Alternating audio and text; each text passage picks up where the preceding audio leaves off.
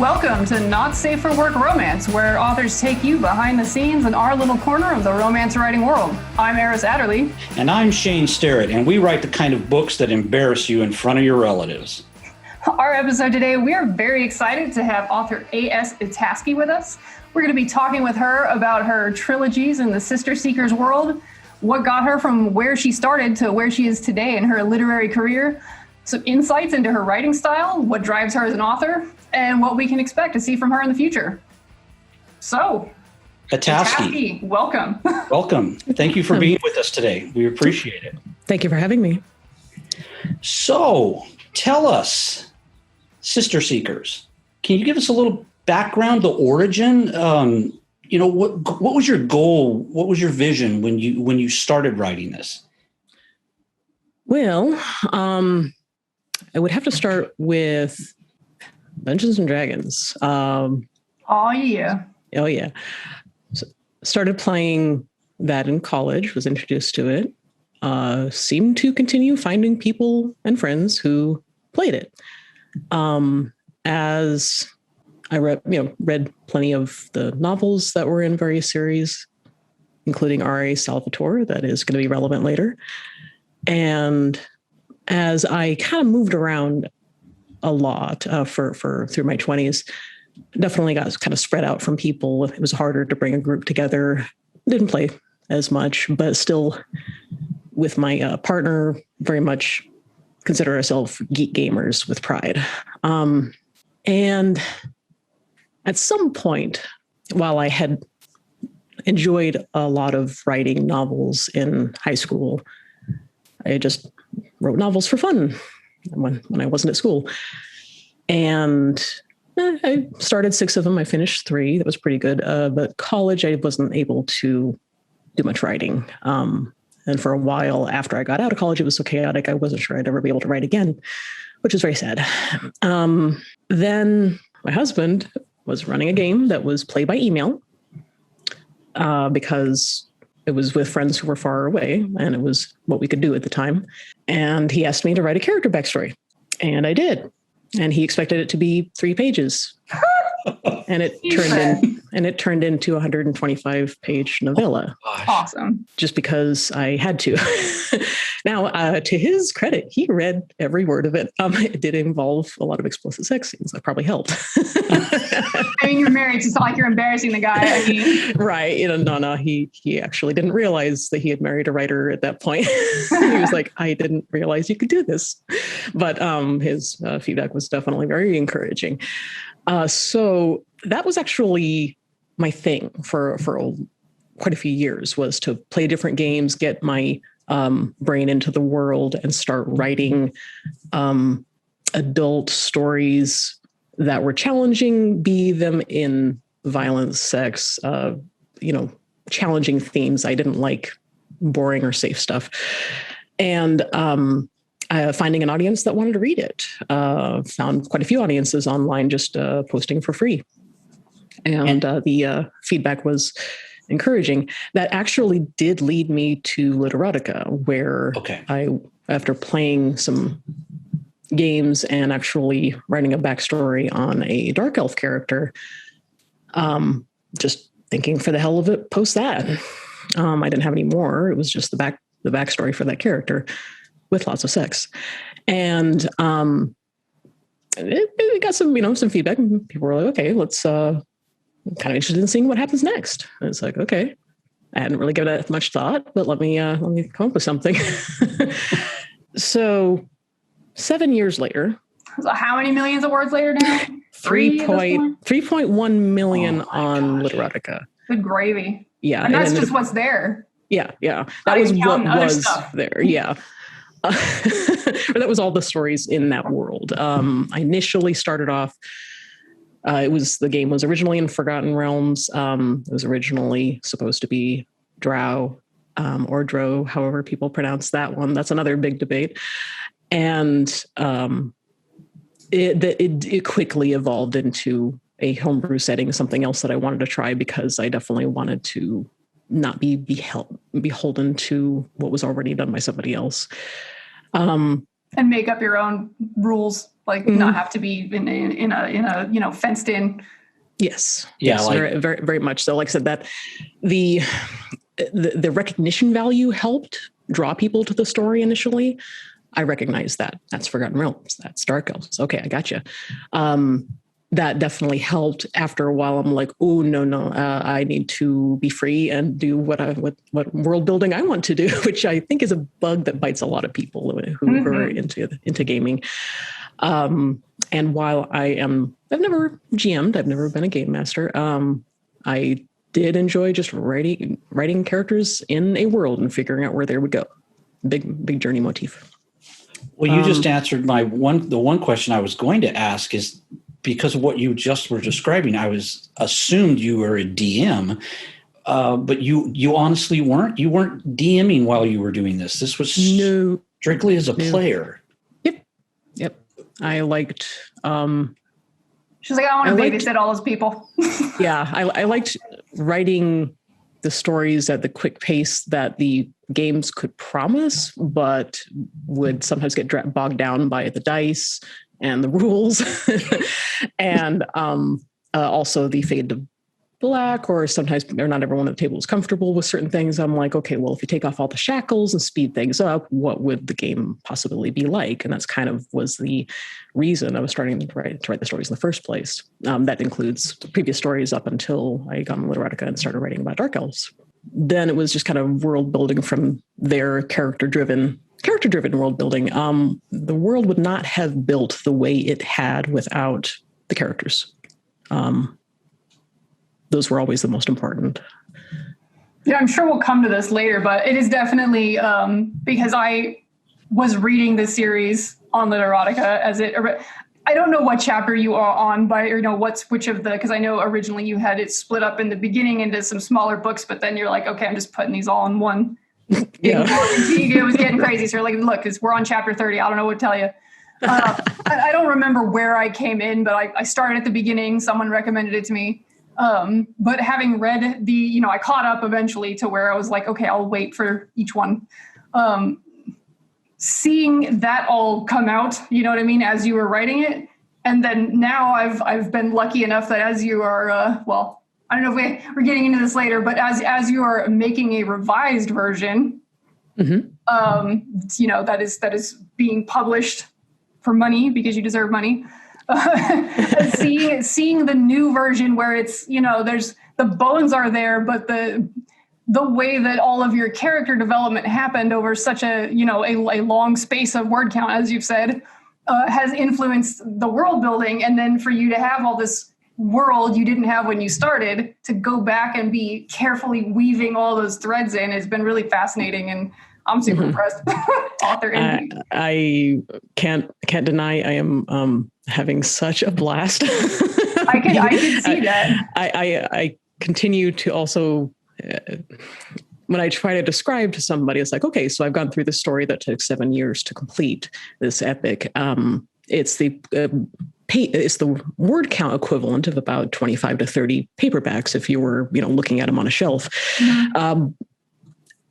And I started from the beginning and I'm going through it all again, which I was always going to do. And for a while it was just going to be, I'm going to just edit it, get out, trim it down, get some of the errors out, that because people were fond of pointing out the, the 0.05% typos that in the total word count. some people really noticed. Nothing more exhilarating than pointing out the shortcomings of others. Oh yeah. And I'm like, okay, well, fix the errors, tighten it down, do some editing, maybe snip off some dead ends that I didn't take anywhere, and just publish it as is, except that I became a different person with a different motive over those 7 years, and it was impossible. That a lot of writers actually do describe that if they're going to go back to an older work ever, they're just going to rewrite the damn thing. And I've heard them say that multiple times in interviews, in book, forewords or whatever like that. If they're referencing an old work, either they're never going to touch it again, or if they go back to it again, they're going to have to rewrite it fresh. And sure enough, I figured out really quickly that that's exactly what I was going to do. So I have been telling people, okay, I went through 25 to 30 books the first time. I'm going to go through it again and make it 20. And I know exactly where I'm going now. And I know all the characters, they're all like in full bloom. There's no guessing, and there's no kind of delaying things or drawing things out while I get it figured out. There's no like, well, what am I going to do now? Right. You know what's happening. Now you just got to figure out how am I best going to put on a show for everyone by doing this and getting people through this adventure. Mm-hmm. Oh yeah. And before, I'm often on an aggressive writing schedule anyway. I push myself quite hard. That's a conservative way of saying this. Like, I feel like other authors, like, what kind of word count can you get on a Saturday? My best. I feel like you're gonna make some heads explode. I don't want to hear this. Oh God! No. I have seen more. People like to brag, but I suppose of stuff that I'm actually going to use. And if I'm really, really focused, and I write for 12 to 13 hours, which has happened. I am a little nuts, and I admit it. Anywhere from 8 to 10,000 on a really good weekend. Okay, interview over. Thank you so much for being with us today, Etaski. It's been wonderful. Good luck in all your future endeavors. I will say I've had an 8,000 word day. And when it took me from like dinner time to 4 a.m. of being undisturbed, and it was because the thing was literally due it was for anthology, and it was due like the next day. I'm like, I have to fucking do this. Yeah. And it almost killed me. Like, right as it is now, 8,000 words is like maybe 3 weeks probably it would take me. So, yeah, anyway, let's off of me, but I want to be, when she says she has an aggressive writing schedule, like. I've heard other authors, there's a few other authors that I've talked with that have talked about being able to do that in like, just as you were describing, like 12-hour bursts, let's call it. Yeah, that doesn't happen all the time. That's not good for me. I wish I could just be left alone for like a 6-hour burst. Well, I wish I could get myself to stay focused on my story for a 12-hour burst. That is not the kind. I do it in like little chunks, and then I have to get up and walk away. That's actually the majority of what I'm doing. Those bursts those are the rewards. Those are when I'm actually hitting that point that I've worked toward. Since I've gone through as long an epic as I have, there are a lot of buildups and climaxes and resolutions. I apparently love doing this over and over again. I'm a little like Sisyphus that way. And I will build it up and build it up and build it up. And then I'll get to that payoff, and I will just go into this burst because I've earned it. I'm there. I'm like, yes, we're going to just keep doing this because I can't stop. Yeah. That's a good feeling, though. Yeah, it must be. And sometimes you're like, I don't want to lose momentum. I'm doing well. Let's keep going. Yep, don't want to lose momentum, but doing that build up, that is absolutely necessary and very much part of the process. Yeah, small chunks. Get up, go do a house chore. Right. Take a walk, get something to eat. Come back, sit down, write another chunk. I'm interrupted by my bladder about 6,000 times an hour. Like, oh yeah, please anyway. Don't. I think my daughter told me to drink more water, and like, yes. I don't even know how I don't know how she expects me to live like this. So I have a question. So when you hear the terms writing by constellation versus writing by surveying, what does that mean to you? And which of those do you do, or some of both? I'm doing both constantly. What do those mean? Because I actually am not super familiar with those terms. I can guess, but this is an analogy I made up because I've been asked many times, how do you write? I was writing. I was posting about what is 170 to 100 pages if each of them were 350 words a piece. Mm-hmm. I want calculations here. We're talking 3,500 words. 35,000. I was posting about 35,000 words a month on Literotica consistently for years. Yeah. And I got asked many times, how do I continue to do this? How is it that I have not sputtered out? How is it that I have not burned out? It's because there's 4 levels that my brain's working on, and it's changing places often enough that I'm not getting burned out on any one thing. And the way I described it is actually very important to where I came from, in that, I did lots of walking growing up. I was in the Rockies. I was in various other places. I was in a safe place and allowed to just kind of be self-reliant. And I walked a lot. And that's always when I did most of my thinking, all of my thinking. I could walk a long time. And I could walk by directions, landmarks, by constellations, by map, by whatever. I can find my way around. And I like to wander while thinking. So if you take that to how I'm writing my story or how I'm planning my story, if you want to, I wouldn't say that I am actually a planner to the extent that some people are. Again, character driven and mostly constellations. So if the high level, the vision, is looking at the stars and seeing, okay, I generally want to go in that direction. Generally. Well, there's all this scenery around you to explore at the same time. Now you're still following the constellations. So those are the 2 high spaces where I'm at most of the time, enjoying my story, enjoying my characters, enjoying the vision of where I'm going and how I'm going to get there. And the constellations are only the major points that have to happen in the story. How I get there, depends on what trees and rocks are in my way. Or if I want to go explore that river over there, I will take a detour. I still come back and still follow the same constellation and not miss a beat on the overall constellation of the epic that I'm following. So those are my planning stages of comparing the sky and the ground that I'm walking on. Then at some point I have to come down and sit at the computer and type. Usually with music, I'm planning out only about a chapter or 2 at a time. And that's usually over the course of a week or 2 as I'm planning on what I'm doing. And then there's the minutia, actually choosing the words, sitting there, listening to the characters talk, describing the senses, trying to actually be there. I've occasionally referred to that as putting the meat on the bones. My metaphors for my process is more skeletal and that sort of thing, but in a similar way. Oh yeah. And that would, how people describe this really, again, like language, like, how people would pronounce a name, how people would describe a character, see it in their head. It depends on what they brought with them. What did they know beforehand? I knew lots of walking outdoors. And so I describe my writing process as a massive journey where I'm outdoors and I'm comparing the sky with the land, the landmarks. And then at some point I put up camp and I write about what I saw that day.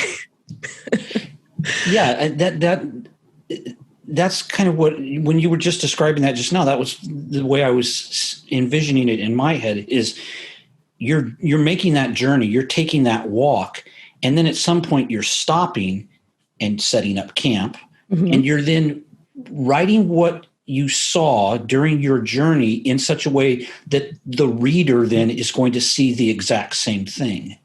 And that would be or their version of it. Yes. You're right. You're right. I can also say that I have experienced doing that exact thing. I was fortunate enough to have grandparents that loved to travel. And I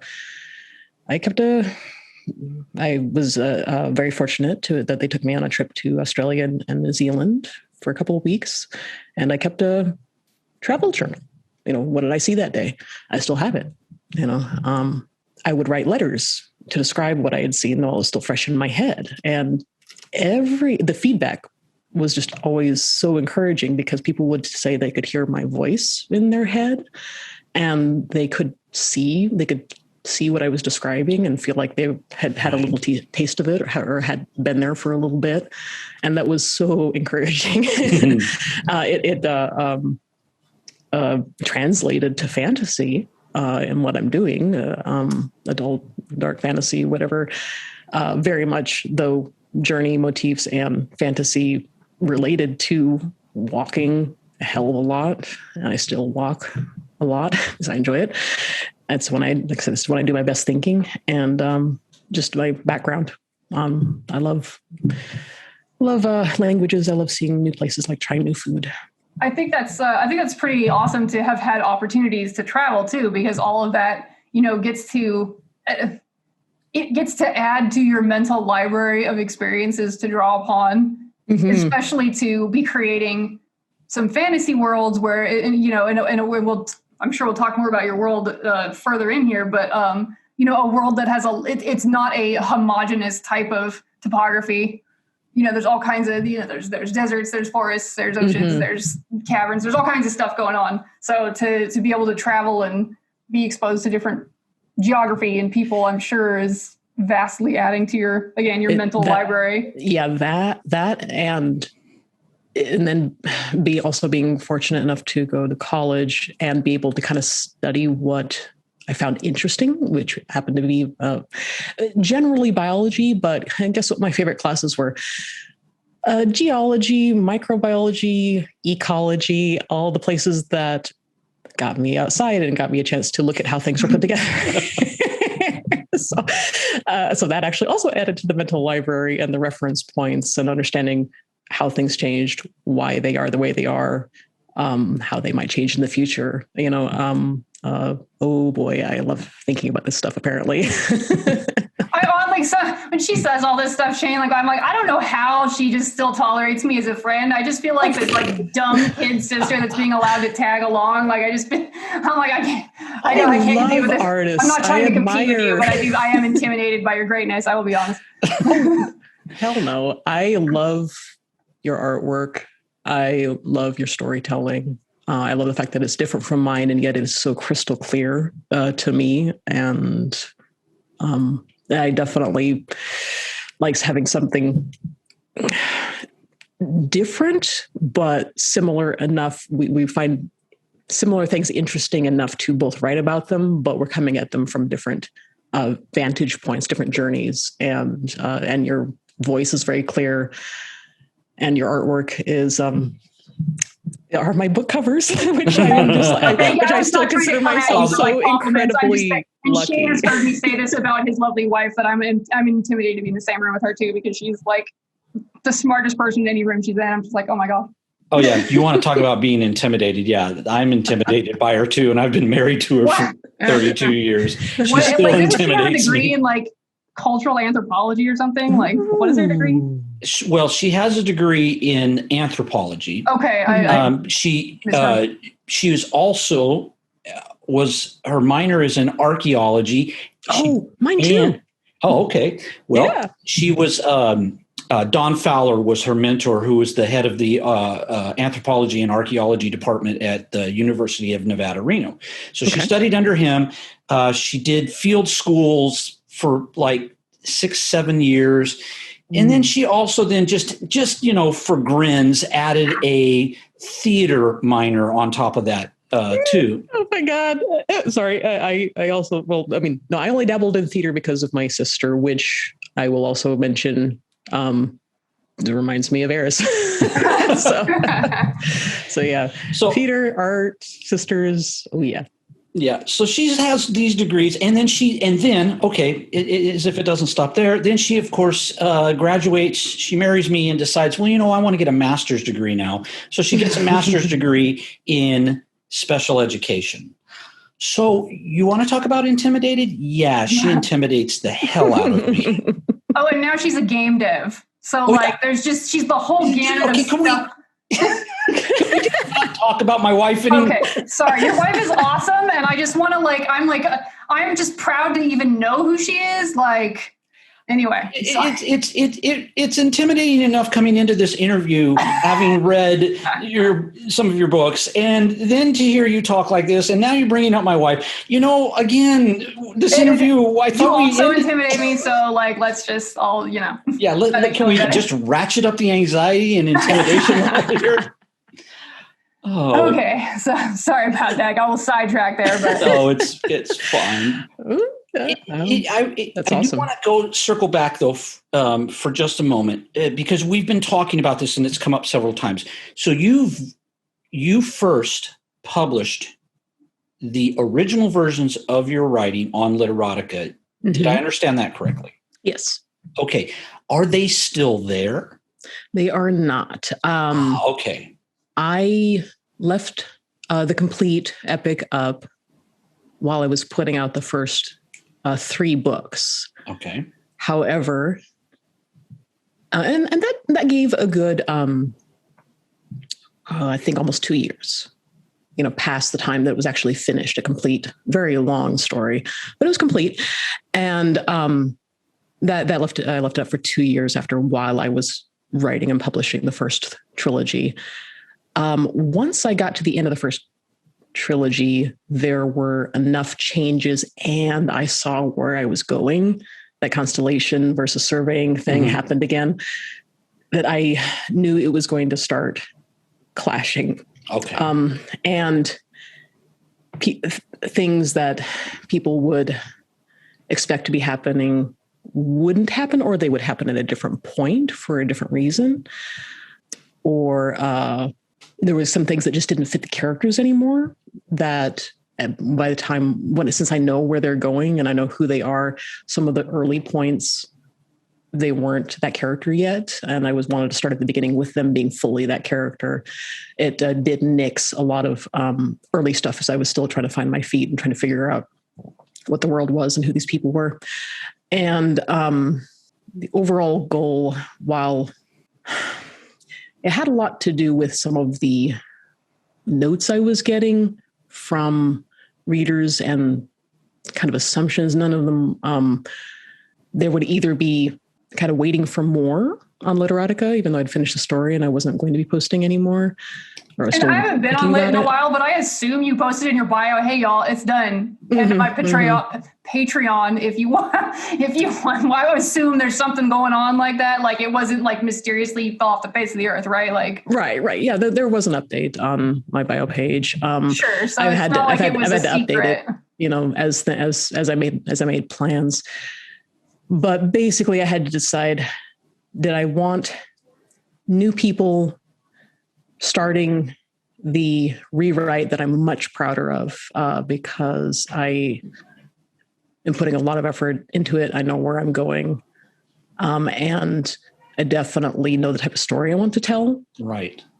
And do I want people reading through, at the time, say book 4 came out, and that one is pretty iconic. The cover is iconic. The moment of the story is iconic. People mention it a lot.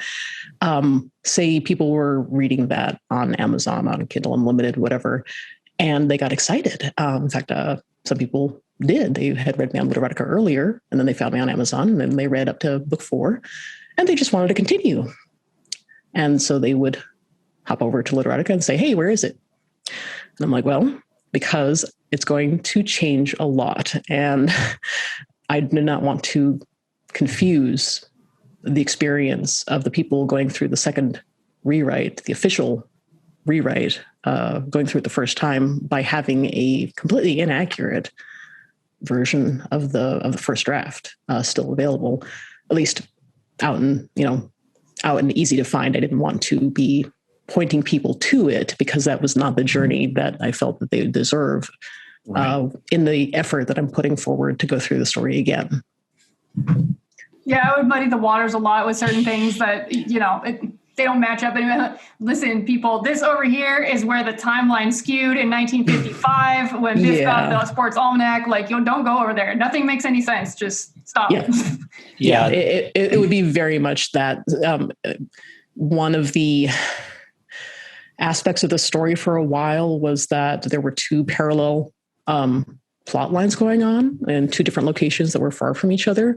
Mm-hmm. And, since we're talking about dark elves, one was above ground, one was underground. Right. And I've completely deep sixed all the underground scenes that were there originally. They don't work because in a way I was drawing them out because I was still trying to figure out what was going on down there. And meanwhile, people were demanding more of the story on the surface, and I was providing. But I didn't have enough energy or enough time to truly figure out early enough what was going on underground until after the surface plot met up with the underground plot again. Then I figured it out, but that was at the latter, end of the epic, and it was a lot. It made for a lot of late character development, late background, late world building. That wasn't. It was all very interesting when people got there. They're like, "Ooh, this is cool," but it needed to be at the beginning. Most of that stuff needed to be right there as the first events are going on. But I couldn't do that because I didn't know that then. I know it now. So it's just, the two plots are still going to go on, but I'm pulling so much of that development that happened later, so much later in the first version to the beginning. And that's where we're starting, which will make me able to be more versatile and have richer character development and be able to do completely new things with that other plot that I was kind of hemming and hawing about anyway. It wasn't very interesting. A lot of people told me they skipped them just because they wanted to return to the more exciting one. And I'm like, okay, well, let's go ahead and rewrite it to where you're not going to want to skip the underground ones because it's going to match, what's going on above ground. So as a reader who only came to you after you had published on Amazon, I had never read anything when it was on Literotica. That is so fascinating because, so if I understand correctly, then you're saying, and I hope I don't pronounce the title wrong, No Demons But Us, right? Mm-hmm. That in the original Literotica version wasn't where the story started? That was the first trilogy is where the story started. At book 4, the beginning of the second trilogy is when it splits. Okay. All right. Because and then this go around, there's a lot more seeds that, like, as I'm watching her put out the new versions and remembering what the original version was like, there's a lot more seeds for future events to happen being planted now subtly. Like, I get to notice it probably more than a new reader would notice it because I'm like, hey, but like, but she's having, I'm watching it because she's a lot more like, things that are little hints being dropped about how some characters are obliquely connected that you'll find out later on, and that becomes its own branch of a plot. She's getting to work that in a lot sooner now. Okay. Like tightening up all the kind of like weaving of everything together. So it still started in the same location. Okay, because I was going to say that story hooked you so quickly and pulled you into the world. I was like, wow, what was it like before then? Because that would have been, that was kind of how it began, but more sporadic. I think I was able to pull it together much tighter. So that first trilogy, is a good representation of what used to be on Literotica as a starting point. And that's why I was able to leave up the later stuff while I was putting those 3 books, because I was still most of it was familiar enough to where if somebody read that and continued on with the first version on Literotica, they wouldn't be confused. They maybe notice some differences, but they wouldn't be confused. Then I got to the second trilogy, books 4 through 6. They're going to be confused. Yeah. And let me ask you, was there any overlap of those two to the point where did anyone ever come to you and say, hey, wait a minute, whoa, what's going on here? In a negative fashion? I mean, did you ever have any upset readers? Oh, yeah. Okay. You cannot please everybody. Right. I usually it had from what I observed of what they wrote to me or how they described it, it had mostly to do with expectation for the tone. They wanted a different tone similar to how I began. Right. But not how I ended up. And the thing is, I took how I ended up and brought that to be all in one. which means characters change and details change. You never really know what's going to be of particular personal significance to a reader, and you can't really write to worry about that. There's no way I'm going to please everybody. There's no way I'm going to know what was truly significant in the first version to a reader who might read the second version. I have heard some disappointments for the change in tone, which is like, well, if you made it to the end, that's the tone. When you say change in tone, is it like they're complaining because the Literotica version was, because you originally were just, I'm going to put this on Literotica. So the original versions were more chock full of nuts, if you'd like to say, like there was a lot more sex in the outset. Are people complaining about that, or you would like some of the character arc stuff? Is that what they're complaining about? I'm trying to just. I mean, either way, you can't hobble yourself. There's like that. You got to do what you got to do. Right. In fantasy, there's a lot of kind of 10 feet tall and bulletproof.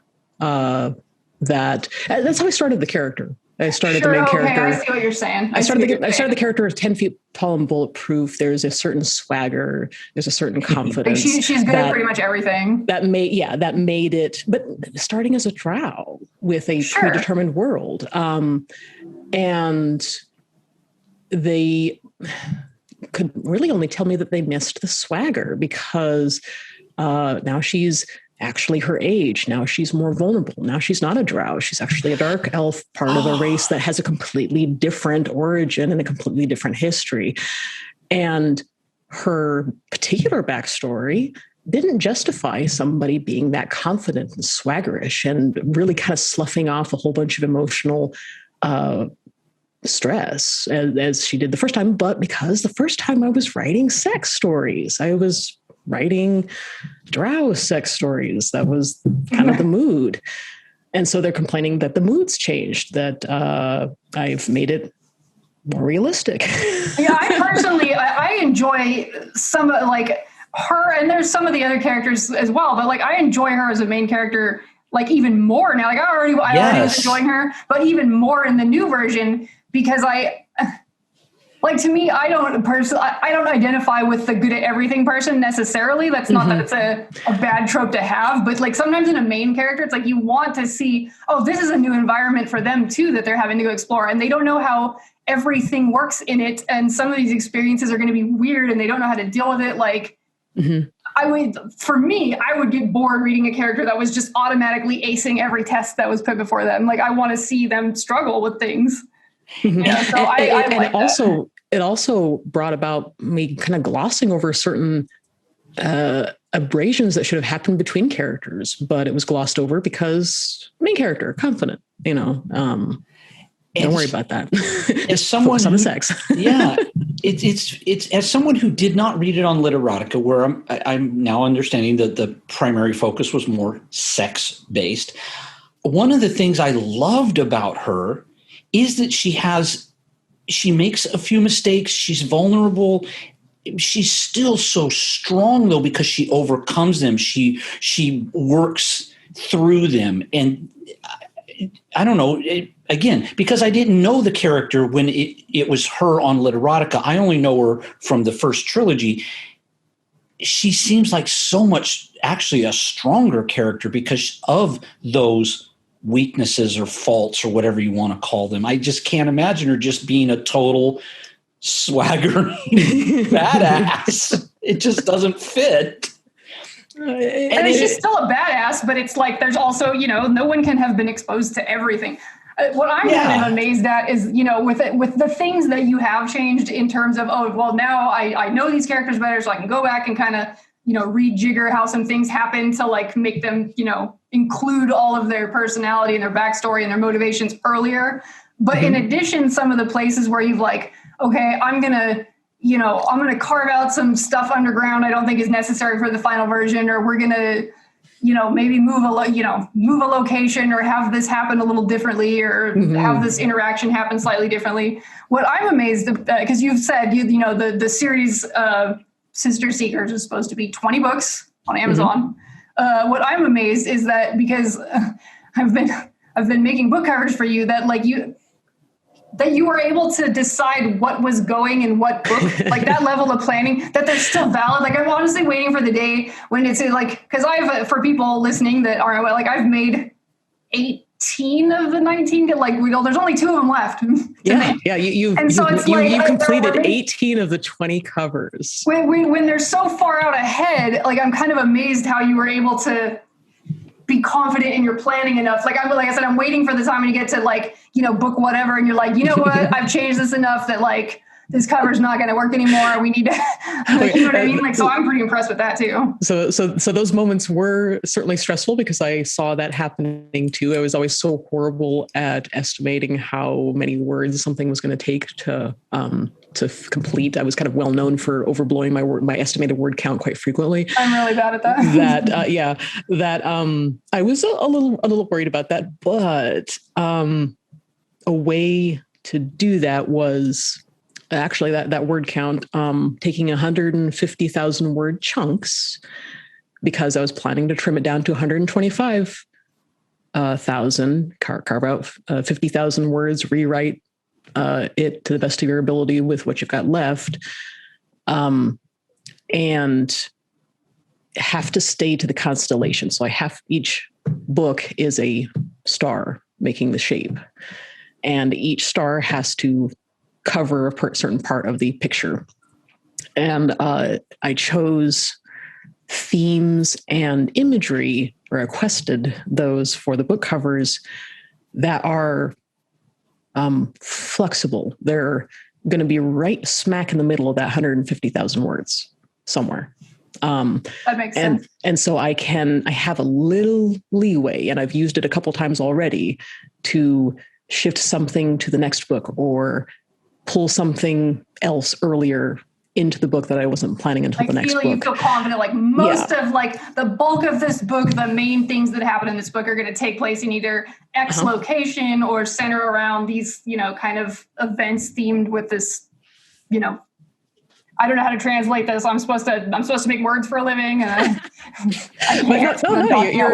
you're right. I'm choosing covers. I am requesting you to make covers for me that are going to have some breathing room on either side of that idea or that event. So if I need to shift something forward or backward, which I already have, to the betterment of the story, to the betterment of keeping my word count under control, and obviously handling the pacing, that's important too, is fortunately I got so good at writing good, decently paced word count, over and over again every month, high word count, similar size chunks every month, that I can kind of do the same thing again with books. And I can actually be confident in choosing a title and a theme or a cover idea that's going to apply to that particular star in the constellation, regardless of exactly how I write it. So you're not changing it enough where the cover then becomes almost a black hole. Right. And you have to say, well, like Eris was alluding to, oh God, I've got to pitch this cover now. It just doesn't work anymore. Mm-hmm. Yeah. I didn't want anything that was going to be too close to the beginning or the end of where I thought that 150,000 words chunk of story would be. And it had to be something a little farther from the edge. Otherwise, it's quite possible that it would be wrong. So, seeing as this is the not suitable for work romance, let's talk a little bit about content. So in the first versus the second trilogy, would you say they're very different? How would you describe it? Let's see. The first trilogy, I consider kind of especially the first book, it shows you what to expect. It starts at a darker point. It does get better, but basically start with what most people would consider the worst first, to see if it is too much for them. Like, here's the deal breaker. If you can get past this scene, then you're in. Yep. It's No Demons But Us. Book one is No Demons But Us, yeah. If you enjoyed something about the first book, you're probably okay for the series. If the first book completely turns you off, 1 star, yep, not for you. That's okay. So in that regard, since I actually kept the drow or the dark elves are well known for being a very violent and cruel race, that is where we're starting. The reason why they are that way in this story is different from anything in Forgotten Realms or anything in various other stories that have been written. I did want to try my hand at the matriarchy and figure out how that would work for me. That's the best one I've ever seen written anywhere. It is. Try your hand. Oh my pretty good. God, it is so good in that regard. My best compliments are that they still feel female. They are powerful. It is a matriarchy. It's not necessarily a good social system. It has a lot of abuse. Yeah. But they still feel like female. It wasn't just like you put, these characters have boobs, but essentially, which I've seen plenty of in a lot of movies, or and even kind of coming back around to the biggest influence for dark elf fiction would be R.A. Salvatore. I read the first 5 books. I couldn't get past the. He likes his combat scenes, I guess, and that's just kind of wasn't my thing. I kept going because I wanted to see if there was anything interesting about the matriarchy or the character Drizzt Do'Urden. On the whole, wasn't for me. It's kind of also influenced how I decided to write it. At least my version, switching it over to from a female point of view, who would be in power, but also young female, so plenty of vulnerability to older, wiser, crueler. Lower down the hierarchy. Oh, yeah. And I think what stuck with me for years after reading the Dark Elf trilogy was that I found, ironically, Drizzt Do'Urden's father to be the most interesting character in the series, and it was because he supported the system, still managed to survive, but chose to actually try to be better in that scenario. The Drizzt got the hint that it was possible to find a better life, and to not have to be as cruel from his father.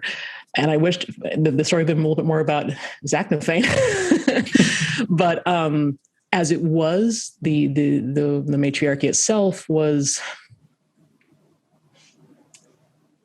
I would have to say, Drizzt didn't feel enough like a woman in Yemen, or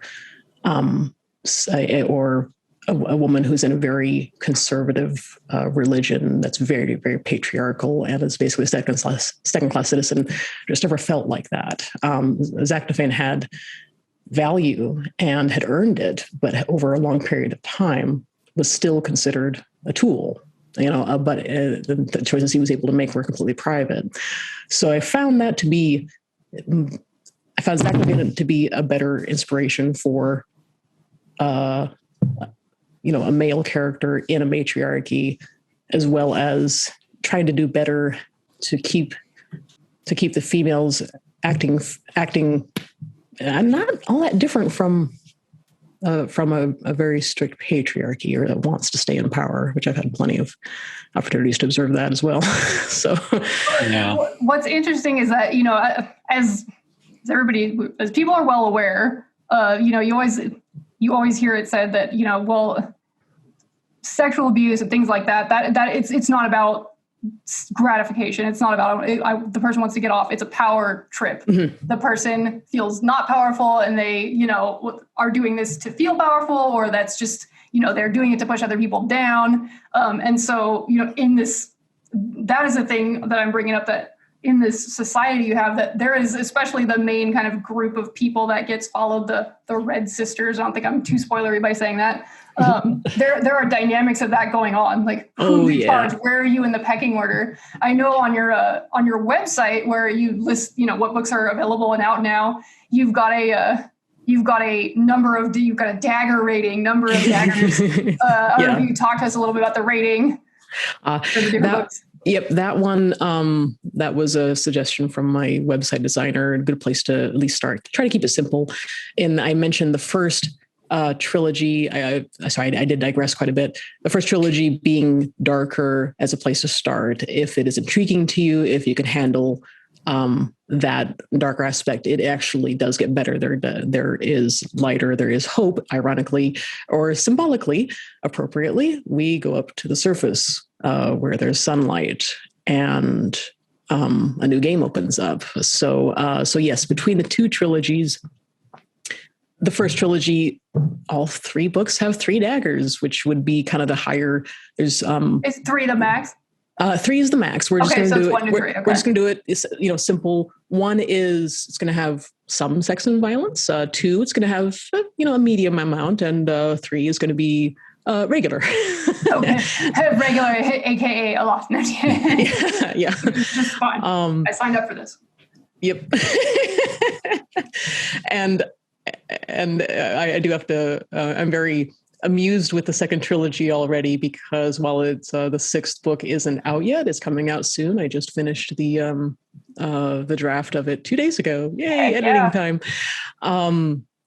I already know, the first trilogy, all 3 daggers, all 3 books. I mean it, She's telling you now. Yeah.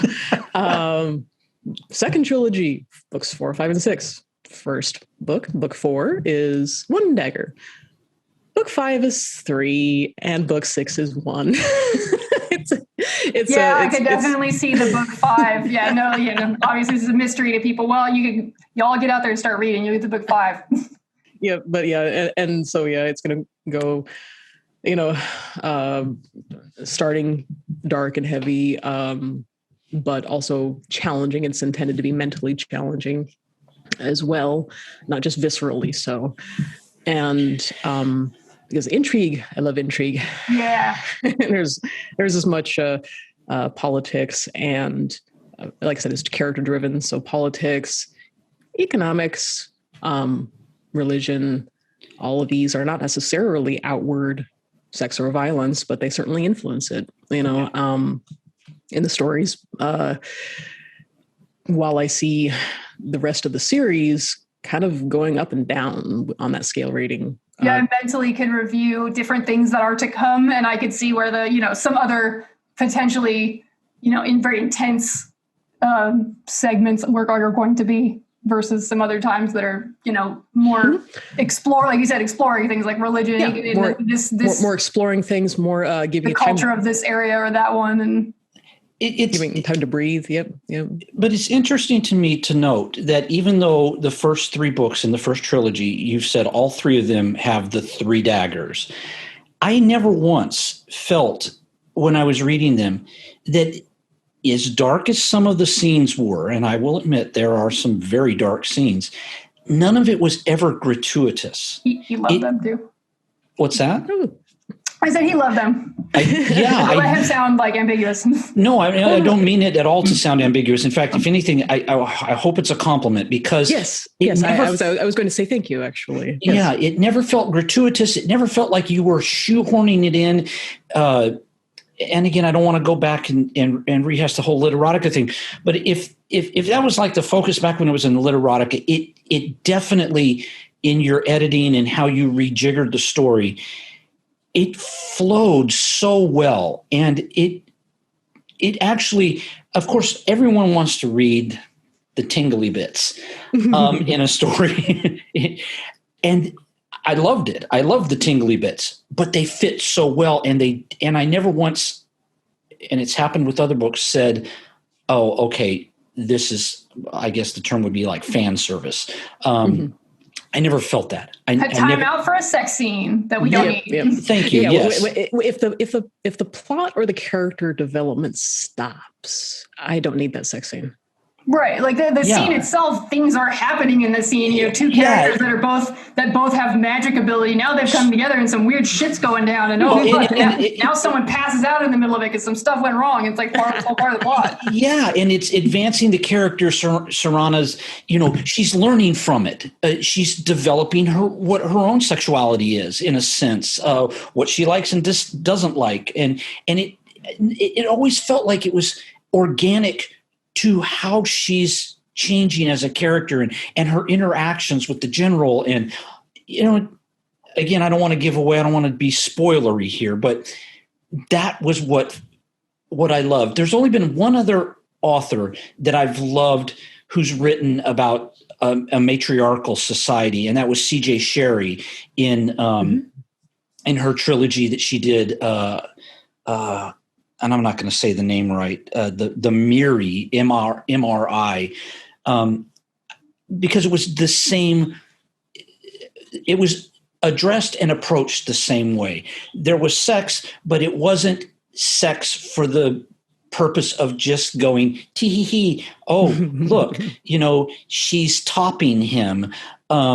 It was organic to the story. It felt right. And that was the exact same feeling I had, is it just felt right. It was necessary. Excellent. I feel like if you peeled it out in some places, it would lessen the story. Well, and you'd be confused because important stuff is going on while things are happening. Again, we'll stay on the specifics, you tell me, you can enjoy it. But I actually do that on purpose. I did that on purpose, even on Literotica. I would occasionally I like to write bisexual content. Yes. For both. Well, you know what. And I tell people, like, when I recommend this series, I'm like, if you like every kind of sex, and I don't mean I mean as far as orientation, I'm like, this will be for you. Yeah. Because it's not about genitals and which gender is doing what to who. It's like the story is important. Like who, I don't know. But I let them know, and for me and a lot of people that they like that, and I do too. Yeah, I mean. Yeah. And you were saying you like to write that kind of content, and you include it. Yep. And having that versatility is certainly important to being able to create a lot of characters that have different reasons for doing why they're doing. That was another thing with just growing up, reading history. They would talk about briefly who was linked with who, but then you think about how much that must have motivated them to either hide what they did or to act out in how they did. And so kind of mirroring a lot of people's experiences with how much they show of their real preferences. Do they even know them themselves? Is definitely a big part in developing those characters, is certainly the main character figuring stuff out. I like it too, because the prevalence of, for example, that's what it was. Yes, the confusion, being confused with a scene if you skip it. So, since I enjoy bisexual content of any sort, it gives me versatility. I find all of it interesting. I find the people interesting, and it having to either do with changing dynamics between characters or helping a character develop more, or having a plot point in it. People who would try to pick and choose which sex scene they wanted to read on Literotica, they either would miss something kind of important, and whether they would realize they missed it and it was of any importance is, kind of toss up in the air. I don't really know, unless they told me. And there were a couple people who did tell me that they were confused by what a character was doing later on, until they went back and read the sex scene that they skipped over. Yeah. Because the characters themselves are more important than their genitals. It's like they're interested in having this person with these issues and personality, somehow become entangled with this other person, whether it's ongoing or for one incident because circumstances. But it's like, why cut yourself off and go, well, yeah, but I can't have that happen between them because of, gender or sexuality. Yeah. That restriction never appealed to me. And it addresses, it's an interesting way to address to display a lot of the parts of the culture. Yes, actually, yes. Sex is a driving force in real life. Yeah. Sex is a driving force in this matriarchy. It's a driving force up on the surface when the story gets up there. You know, what people, how the characters view sex and how they view themselves certainly also strongly motivates them to do some of the things they do.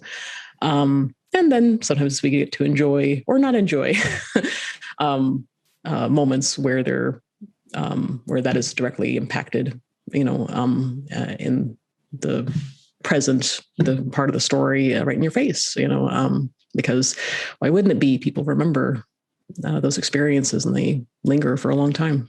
That's very true. And it shows in the story, again, because when you're in those moments, even when they're intense in regards to the sexual content, there's still enough there in those scenes that when you said, people skipped over them, I mean, I can understand. Some people would go, I know, it's what's going to happen here, so I don't want to read it because it's not my thing.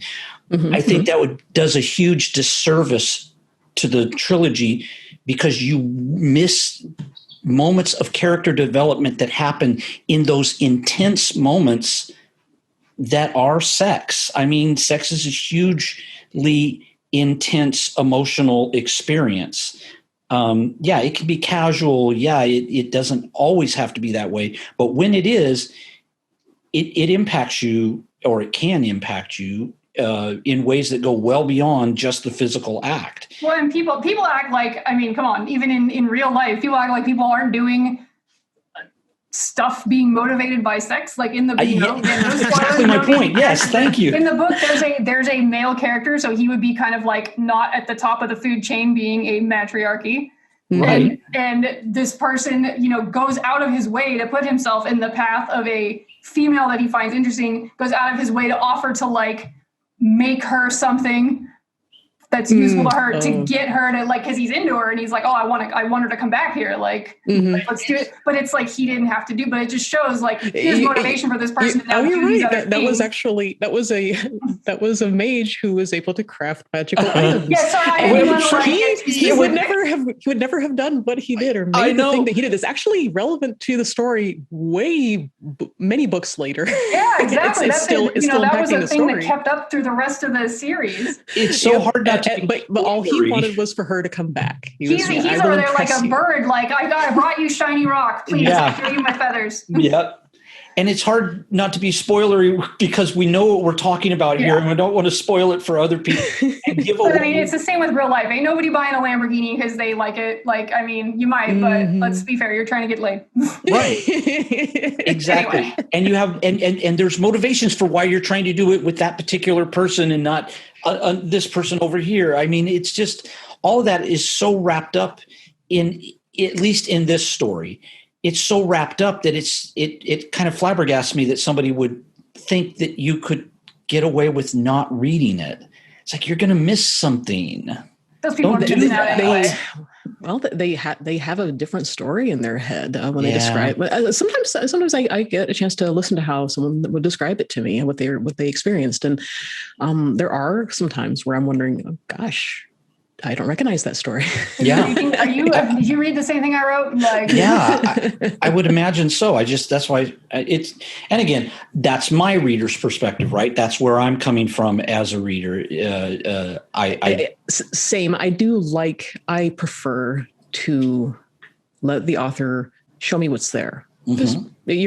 You're here, I'm here. You made a thing. Show me the thing. Yeah, take me on the journey. Yeah, right. Like, I don't want to have. I get weird. I don't understand people it's got to have this element in it, or I don't want to. I'm like, there are a lot that definitely want to try to control the journey. And they make those choices and they think that they've read it, but not completely. And a lot of that is learning. You learn reading comprehension. You learn how to take a journey. How to let some of it go. But I like to think people can eventually, if they keep reading, figure that out. I think most of those that I heard from were probably younger, but I don't know that for sure. Some of them could be older and a little firmer in their Maybe opinions. more set in their thought patterns and set in their ideas ways. about the world. I am set in my ways. So I know one thing. Like, I mean, I write mostly stories that would be classified as romance. I have a few things on my, back catalog or whatever that are not technically romances. But I know a lot of people in romance get really jealousy and comes into things all the time. Like there's a lot of, it's like monogamy and stuff like that. And I see people in book groups and people will be like, give me recommendations for this kind of story, but no other women drama and none of this, no cheating. I'm going to flip out. And I noticed that in your books, there's not a lot of that going on where people are like super possessive of a sexual partner. Like at least not in that particular culture that the whole series starts out in. Now, stuff going up on the, when you get to the surface and you're dealing with other races, there might be some different things, different cultures, but the main, where you start out, they don't seem to have that going on nearly so much. I don't know if you would talk about that. That would be on purpose, because I have read quite a bit of romance growing up. I had 3 older sisters and I picked up some of their books. There were a lot of romance books.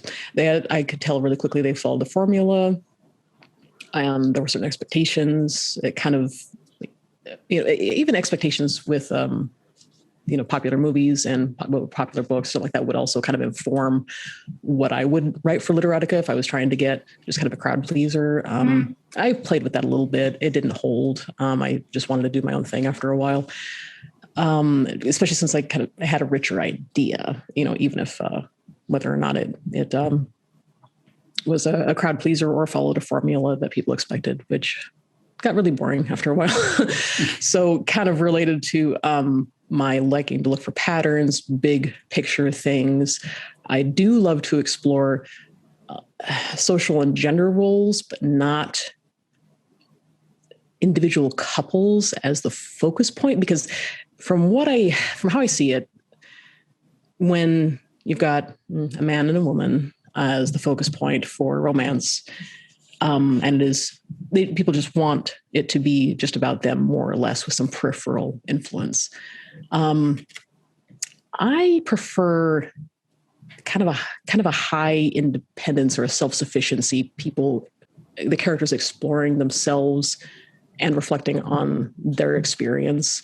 To some extent, a lot of characters have their own autonomy as far as being able to figure out their boundaries, being able to figure out what they like and what they don't like, being able to figure out how they want to use their power, or maybe how they don't want to use it, or if they have no power, how are they going to survive? What are they willing to give up? How are they willing to bend? They're figuring out that they're sick of having other people's power used against them. Yeah. And some getting bitter on account of it, some getting docile and complacent on account of it, and just kind of having much more, instead of just a single focus point for a power couple, or somehow a single couple being important socially, where a lot of like-minded people in a group, I guess I've heard them called cliques, I guess. Is that the word I'm looking for? Yeah, clique. Yeah. I haven't been part of cliques. I'm sure that's very obvious. And when the focus point is so narrow that I can't see anything outside of it, and I know that people just want to use that as an escape, as a very small, safe place, I want something more complicated and scary, I guess. I'm a horror movie fan too, by the way. For a series this epic and ongoing, 20 books is nothing to freaking sneeze at. It's not 20 novellas, people. For a series of this length to even if there's many characters and many POVs going on, even the idea of having 2 people that it's like these 2 are always together. Oh, you would really I would feel like I would have a really hard time continuing to manufacture ups and downs for the same couple who is always together, never to part. By having it open, you have other opportunities for conflicts and dramas to happen and other explorations. I would say that that's where the fantasy culture sets primarily, in that everyone in that culture knows that they're alone in a way. Mm-hmm. And they know that how they exist is going to depend a lot on them and a lot on who they choose to, or sometimes don't have a choice, to ally themselves with. But the people questioning usually can't be that myopic, and the story is about questioning what's around you. You are used to it. You learn how to survive in it. Now what? And it brings everything that I'm interested in into into this whole picture. I really, really like the whole picture. I don't like having a quotient to hit on misunderstandings or jealousy or insecurities. The insecurities they are there, but because the culture really pushes autonomy, and how long people live. Or power dynamics. A monogamous couple of people that live hundreds of years. Good gravy. Yeah, that's also an easy one. Anytime anyone starts thinking about or starts explaining the sexual practices or bond practices of elves that might live centuries. Thank you. The idea of lifelong monogamy has to have a really good reason. Yes, I would say for the most part, pretty not practical. Like the alliances are going to change, and especially that particular culture that you've written, that is kind of the nature. It is a chaotic type culture where alliances are constantly shifting. People are suspicious of each other. Everybody's trying to get one up on the other person. Like stuff's always going on. So. Oh yeah, and even the couple, again, they have to hide what that is because that is not the norm. The couple that would prefer some form of companionship, steady companionship. I still hesitate monogamy, in the count of that doesn't really fit into the culture, but long-term partnership, long-term small partnership. Yeah. Non-exclusive partnership. That desire is there for some of the characters. They have to earn it if they can, and many of them don't. So the ones that do are notable, and they're going to be described in the story as well. But they have to give and take. It's kind of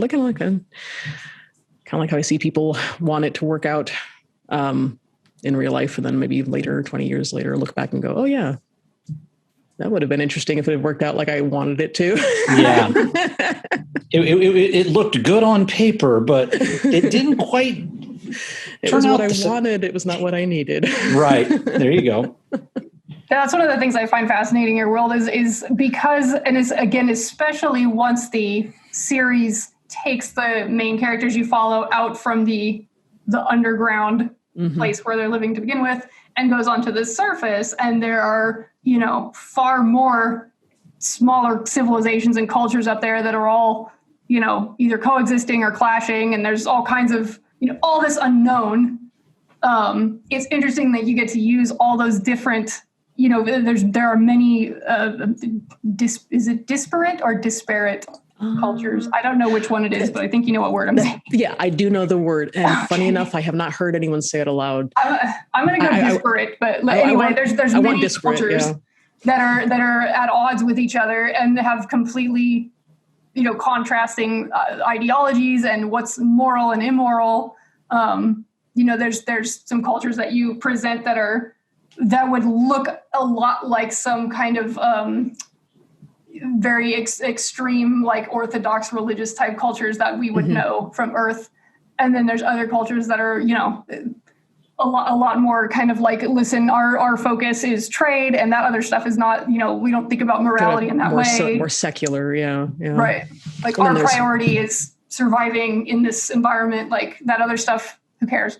It's interesting as you get to use those things as places to, like, you get to use your main character as a new person who's never seen any of this, and Serana, the main character, gets to she sees this stuff for the first time. And it's not normal to her. And I really enjoy as you're having her meet some of these people and travel through some of these either groups or villages or different locations where there's a bunch of people, having to adapt on the fly and figure out what the hell is going on with their culture, like what's expected, why are they looking at her sideways, why are people, why in this situation is something okay, in the other situation they're like, oh my god, you did what, like yeah.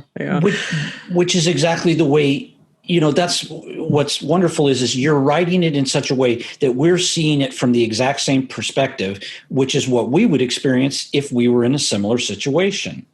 While some of what she's viewing is familiar. It's like, I've been there. Right.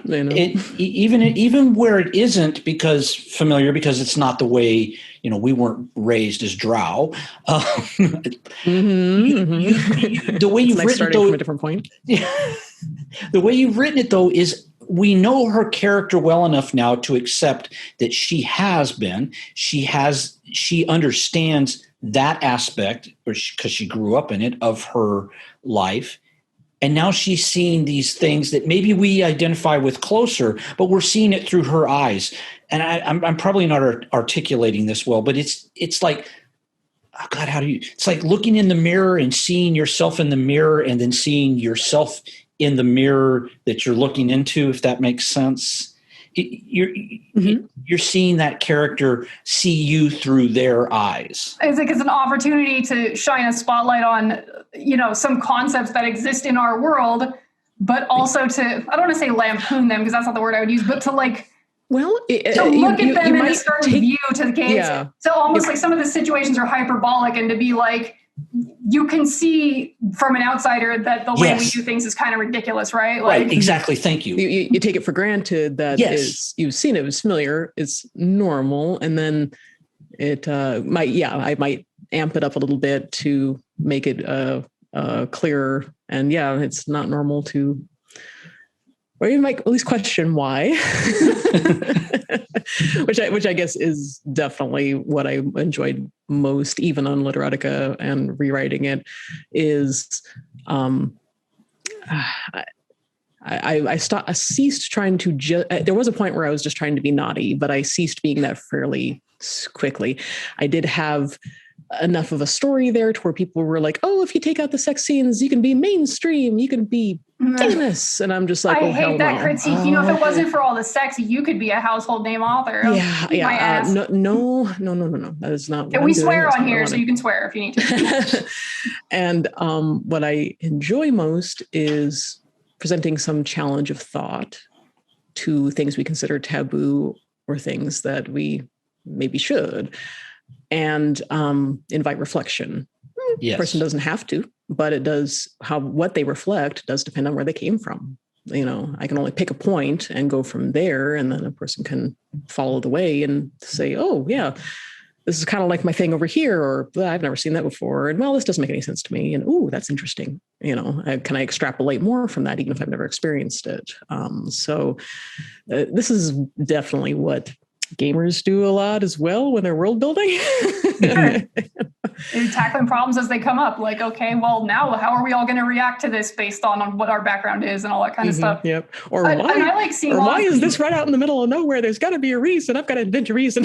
Right. The DM's like, oh my God, you guys just focus. Like, but one of the things I like too is because it is, again, we follow a main protagonist, but also, a number small, like a pod of whales. We follow a small group of people that are kind of the main, characters we're following. I don't know why I'm repeating myself, but there are a lot of other characters in the environment that have important roles, but we may not get point of view scenes from them, or maybe like one and like once you might get it. Mm-hmm. But it's interesting as some other characters come up to see how they're presented. Like I enjoy, for example, that there are some agender characters in the story. There's at least one trans character I can think of, and it's like how the different cultures handle this stuff. Yes, there's a couple transgender characters. There's a couple asexual characters. And agender. How did I forget my favorite ace?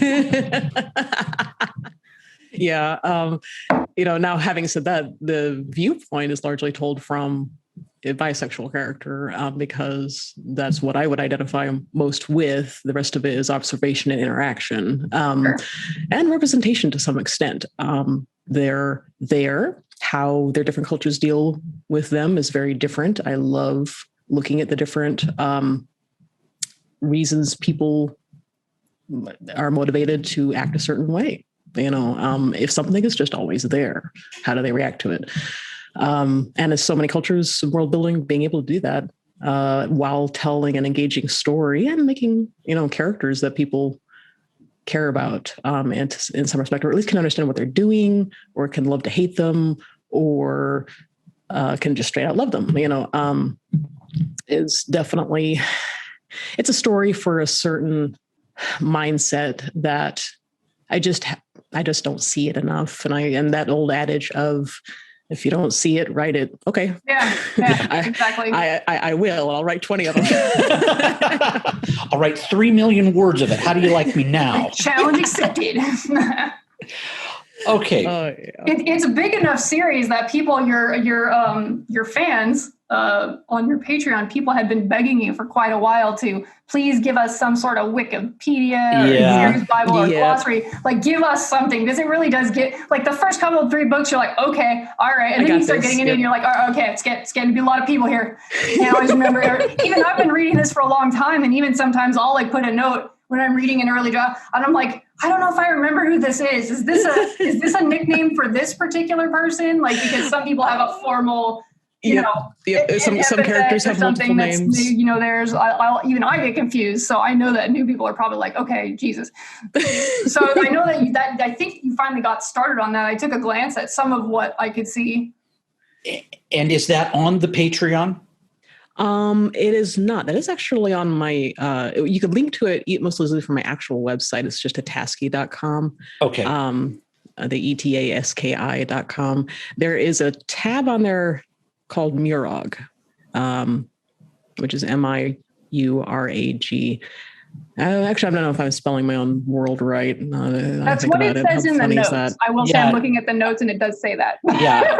Excellent. I screw up the U and I every time I try to write it down. I second guess myself. So Murag is the name of the world. The tab at etaski.com takes you to a wonderful, wonderful website called World Anvil. And that is a place that some beautiful developers in Australia made, where not Austria this time. Not Austria. This is actually Australia. And they created a place where gamers can go to collect together their world building notes for campaigns. They made a place for writers actually to be able to organize their notes. Hey, that's what I'm doing. Or anywhere where you just have a lot of information that you want to organize in some way and be able to make it visible if desired. You don't have to, but it can also be public, and it can let you show people, what you're doing.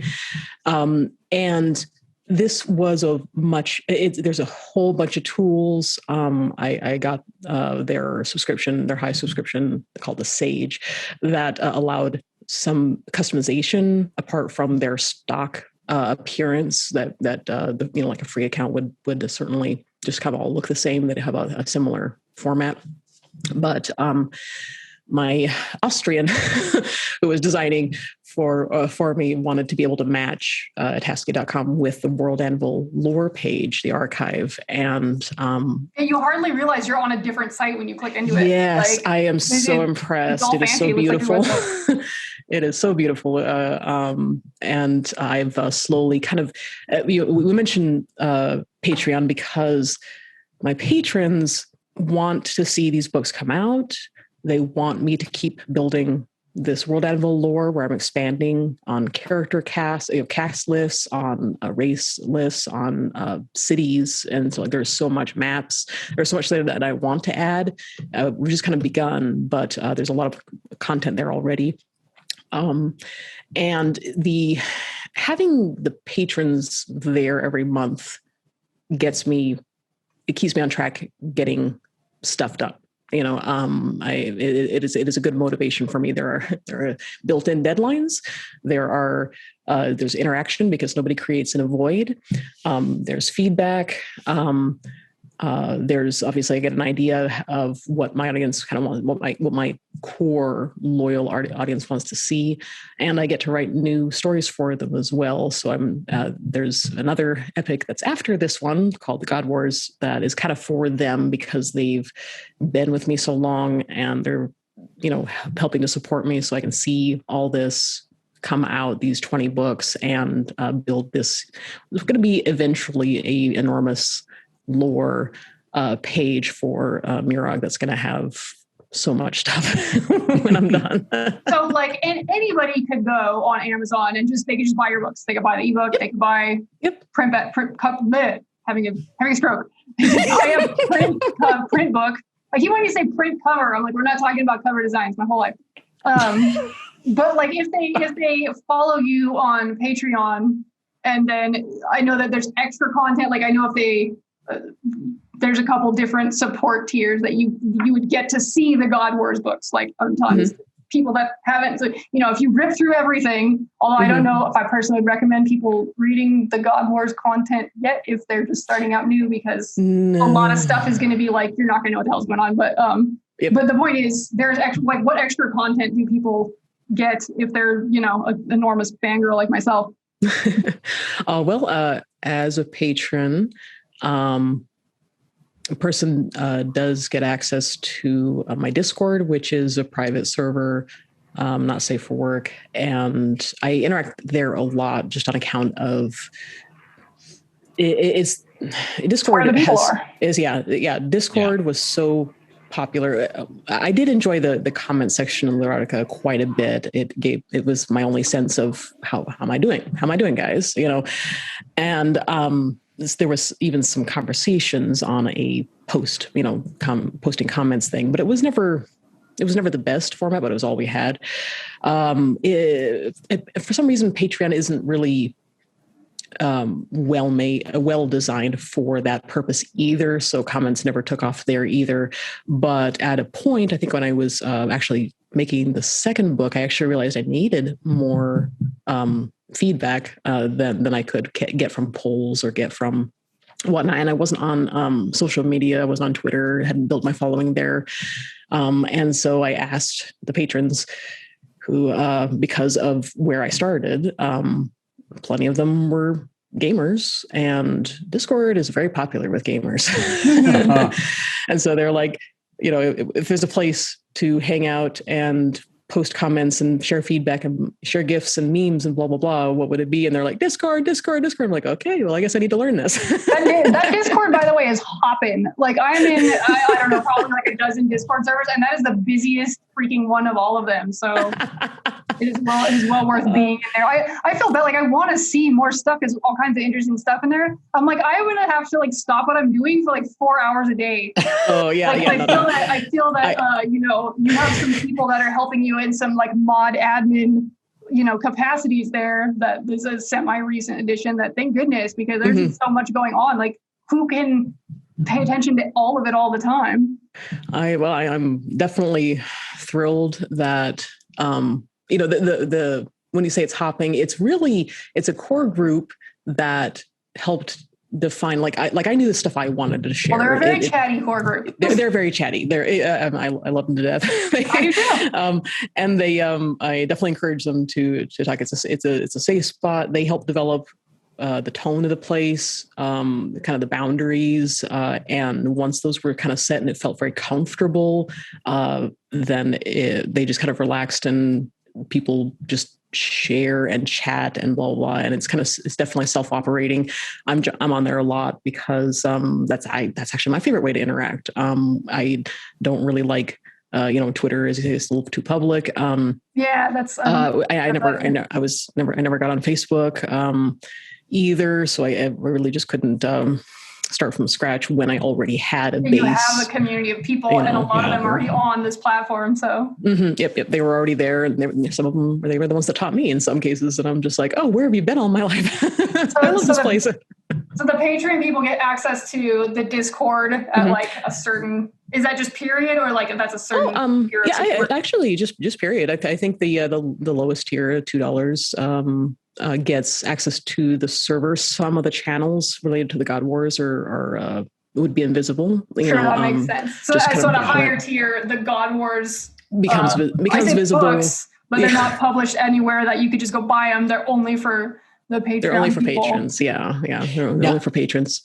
Eventually, is that always going to be the case? Yeah, I was just no. Oh, that is not really? the I case. didn't know that. After I get the 20 books out, I'm going straight into publishing the God Wars because it's going to flow seamlessly. It really where Sister Seekers ends, and it's still going to end at that point. The people would just ask what happens next because there's so much world and so much fantasy.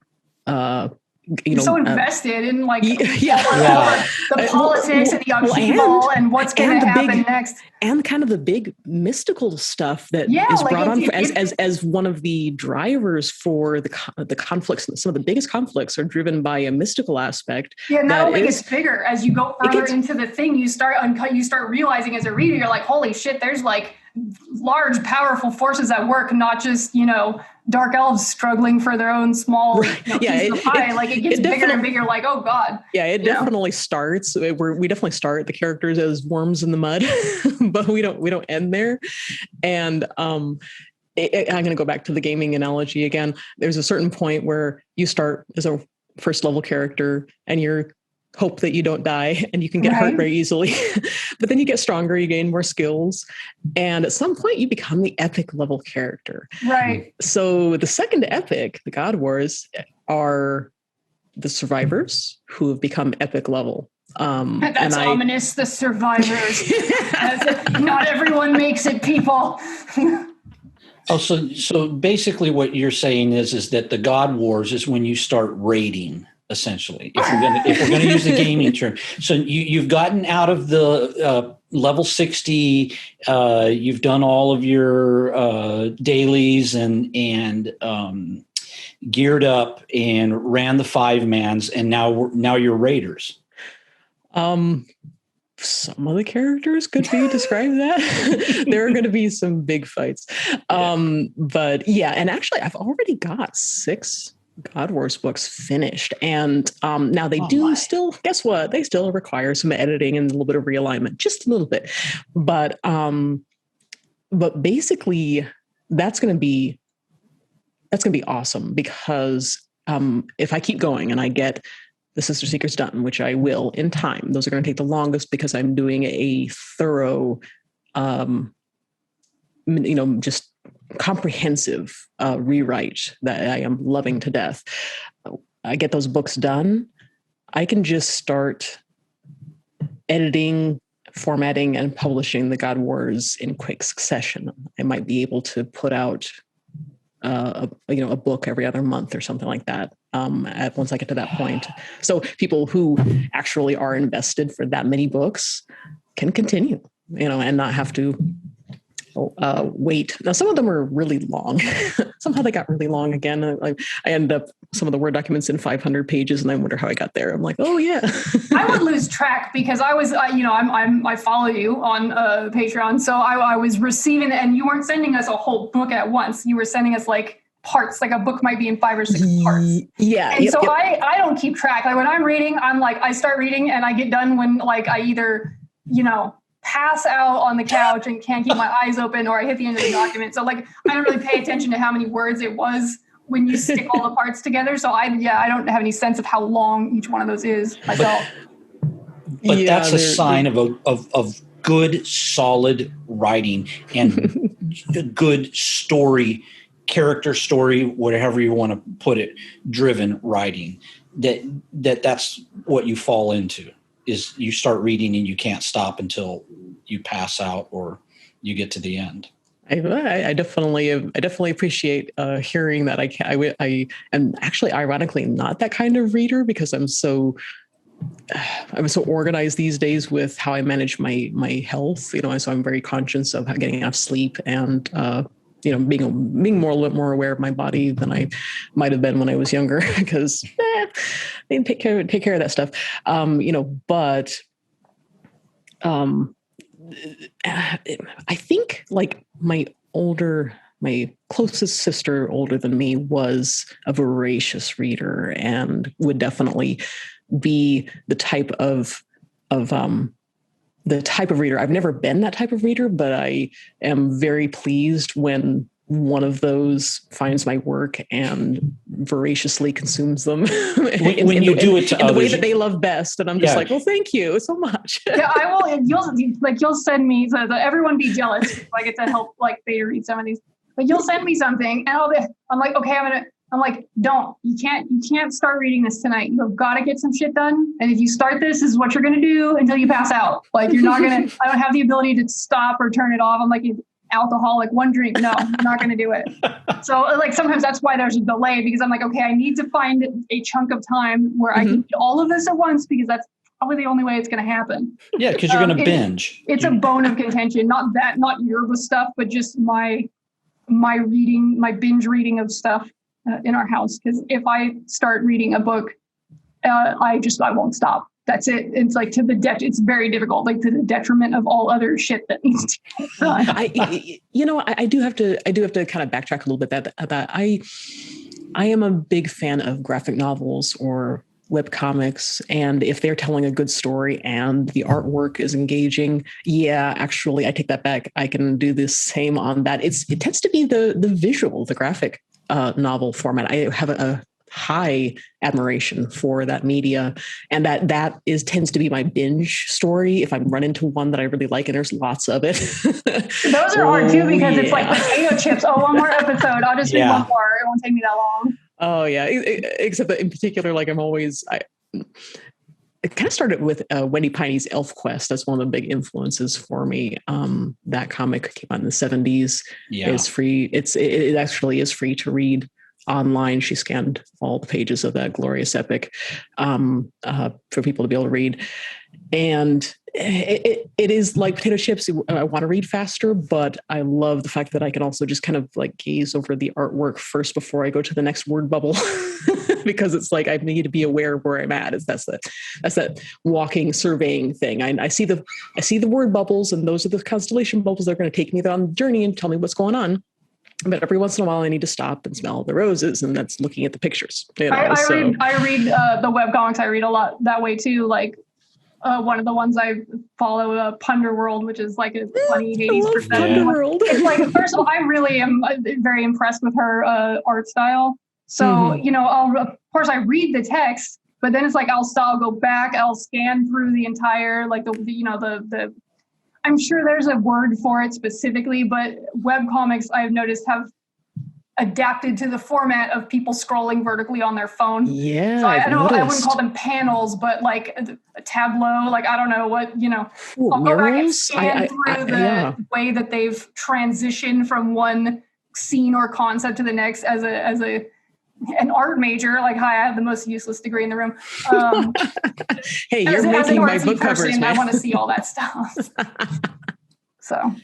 Yeah. I do understand that part. I don't tend to do it with novels as much. I don't know why, but there's nothing to look at. so you're because of your Patreon. I swear to God. Patreon. Yes, the Patreon. Because of being able to do that, and you're providing them, some moderate amount of additional content on there, for the different support tiers. Plus the actual books as well. Huh? Plus the actual books as well. If somebody's supporting Sister Seekers, they get those as rewards. Say, hey, thanks for supporting me. I finished another book. Here you go. That's awesome. Like, so if people are into your stuff, it would just be easy to just go on there and follow you, support you. Because on top of that, the supporting, like many, I mean, that's what I was doing. Many authors trying to deal with a day job on top of all this stuff. I do have a day job. Their support is enabling you to pay for your book to be formatted and cover design and all that other bullshit that has to happen if you're going to publish the book. So it helps. They're helping to pay my bills. They're helping to pay for the World Anvil space. They're helping to pay for my website. They're helping to pay for the formatting and the beautiful book covers, getting them published, getting paperbacks out. That was actually a big one. Those aren't it's much cheaper to produce ebooks. Sure. But at the very beginning, I promised paperbacks, and gosh darn it, we're gonna give it to them. So the paperbacks, as beautiful as they are, and as expensive as they are, I sell many more ebooks than I do paperbacks. But that's okay. They were really made for the patrons, because some of them want them signed, some of them just that's my dream, that's their dream, having a physical book to hold in their hand if desired. But there's a great deal surrounding it that really I'm able to do because of them. They get, the books I'm producing, they get extra content, they get this world anvil that I'm building. Some of the tiers get kind of the exclusive content, which right now is going to be kind of some naughty scenes that are on certain character profiles. But yeah, I didn't want to make the explicit stuff public. And so I figured, hey, that's a great patron perk. There you go. Yeah. One of the things I like too is that, I don't always get in there in time, but a lot of times you will put up a poll, be like, okay, of these 6 options, which are you most interested in seeing me explore in the next God Wars book or what have you? Yeah. And then people will vote, and it gives you some direction for that. But it's I think people enjoy having that interaction with the creator to be able to say, as a group, oh, we're mostly interested in this particular character or area of the world. And that definitely helps. While I am very strong about holding to my own vision, that's part of the reason I'm doing all this mostly myself, is that, I'm not going to give up creative control. Sorry. Oh yeah. No, it is. And while I'm still very, very, I'm a very stubborn person, so I'm going to do this my way. But sometimes I just need, there's 3-4 different ways I could do it and still get to the same point. I'm still following the constellation, but the journey could be a little mixed up. What should I do now? Well, what do you guys want to see first? And actually that had a tremendous impact on how the God Wars actually unraveled, unfolded so far. There was a whole bunch of epic level stuff that I had to set up in the first couple of books. I hadn't really sorted out what order to put them in. I didn't know what the best order was. So I went with what they were demanding, and that actually helped the other subsequent books fall into place. Are you ever surprised at what character or focus that people majority vote for? I know there's also been some other stuff in the past too, like not just God Wars, but other things. You're like, hey, I'm going to write this bonus content. What characters do you want to see? These two, or these, whatever. You were surprised by people? These days, less so, because I know my audience so well. They've participated. The same people tend to participate in the polls. The people who don't tend to participate still don't. So given that I'm familiar with this core audience on Patreon, given enough years, since 2015, so it's been 6 years on Patreon. Yay! Wow. That I'm not as surprised now. I just don't mind a little, a little nudge, when I'm going to do most of it anyway. I think I was more surprised toward the beginning when I didn't know them quite as well, what they would be interested in seeing. Certain runaway popular characters were no surprise, but other things I'm like, really? Let's see here. Yeah, the first side story that they voted for was the one of the scary monsters. And I was like, and the Patreon people asked for that. That was their choice. They may have been sorry, given that I'm like, well, I like horror movies. You guys chose a very scary monster, and I need to fit sex into this somehow. Okay. Erotic horror it is. Here we go. I know who that was. That was Aranka. Yeah. Yeah. That's high on my list of things that I'm like, ugh. Yeah. Actually, it was still a really good installment, the extra content. Like it was still really good. Oh yeah. It was written for a certain. I do have to say again, I am a horror fan as much as I am a gamer, as much as I am a writer. I love horror movies. I love what they teach me. I love how they make me feel. I love the challenges they present. The really well done horror story puts you through a real an experience, and there's all different kinds of horror, and I definitely took so Aranka is I call her either the Drider Keeper or the Drider Mistress, in that she's kind of the one keeping a very chaotic set of beasties from getting loose.